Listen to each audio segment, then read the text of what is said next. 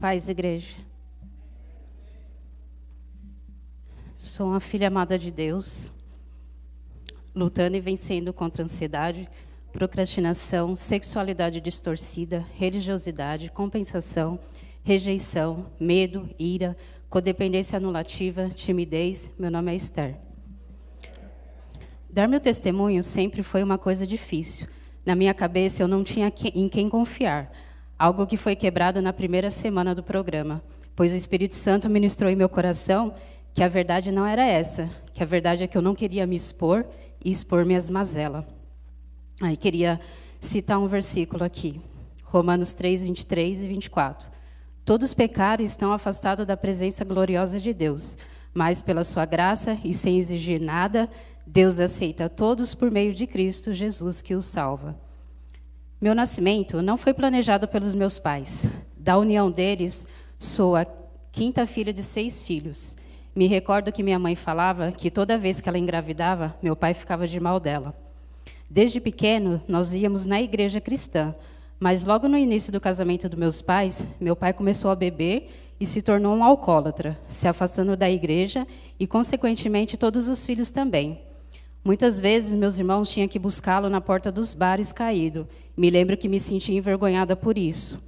Lembro de ter tido uma infância feliz, simples, podia brincar na rua com minha irmã e primas, brincava e brigava muito também.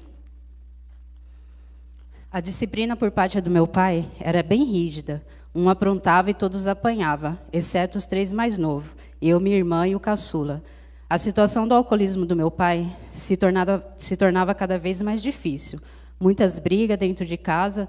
Algumas vezes ele foi internado, mas saía e a calmaria durava pouco tempo. Me lembro que, por conta do trabalho e do álcool, ele era uma pessoa muito ausente. Minha mãe era uma guerreira, trabalhava fora para ajudar no orçamento da casa e se desdobrava no cuidado e na educação dos filhos. Eu me sentia muito amada por ela. Quando eu tinha 8 anos de idade, meu pai foi trabalhar e, por causa da sua bebedeira, não voltou para casa. Passou-se alguns dias sem notícia, nenhuma. Eu me lembro que passou no meu pensamento, se ele não voltar, não vai fazer falta. Mas o sentimento que pode ter gerado, não se saberia dizer, como rejeição, abandono e orfandade. Ficamos por volta de 30 dias sem ter notícia nenhuma. Quando recebemos uma carta, a gente morava na zona leste de São Paulo, e ele foi parar na casa do meu avô, que morava em Goiás, andando e pedindo carona, e assim, depois de 21 dias, ele chegou lá, sem ser reconhecido pela irmã, pois estava sujo e barbudo. Meu avô fez ele entrar, tomar um banho e se alimentar, e escreveu uma carta para minha mãe, explicando tudo o que ele tinha feito e onde ele estava. Ele ficou um tempo lá e depois voltou para casa. Essa luta durou muitos anos, até que, por um convite de um casal, ele foi conhecer a associação antialcoólica. Ele começou a frequentar as reuniões e parou de beber. Mas o processo de restauração do nosso relacionamento não foi fácil. 2 situações foi crucial para isso. Entregar minha vida a Jesus, porque se eu não perdoasse, Deus também não me perdoaria. E saber a história do meu pai, sua infância, adolescência, todo abandono, rejeição que ele passou, me fez entender as escolhas dele. Toda amargura, algo que gerou em mim um sentimento de compaixão e perdão pelo meu pai. Voltando um pouco à minha adolescência, me recordo que minha mãe, na sua simplicidade, nos orientava acerca de muitos assuntos. Relacionamento, sexualidade, mas eu pensava, e se eu quiser experimentar? E muito cedo, com 12, 13 anos, comecei a namorar, ir em festinha e beber muito.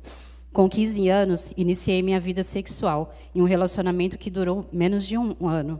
Segui com a minha vida, ele começou a se relacionar com outra pessoa. Depois de 2 anos, nos encontramos e saímos, e nesse encontro eu me engravidei. Na época, estava com 17 anos. Perdida e sem saber o que fazer, escondi a gravidez durante 4 meses, até não dar mais. Eu trabalhava com minha cunhada, que questionou e eu confirmei que estava grávida.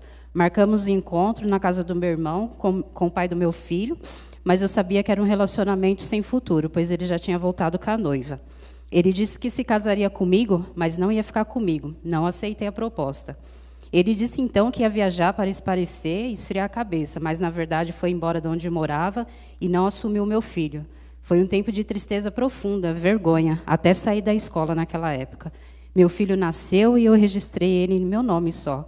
Segui a minha vida. Passada a vergonha, voltei à vida desregrada, fazendo escolhas erradas novamente. Quando meu filho tinha 1 ano e meio, conheci Itamar, que é meu esposo. E com 10 meses de namoro, engravidei do Vitor. E a situação não era favorável no momento, e eu continuei na casa dos meus pais. E 7 anos se passaram.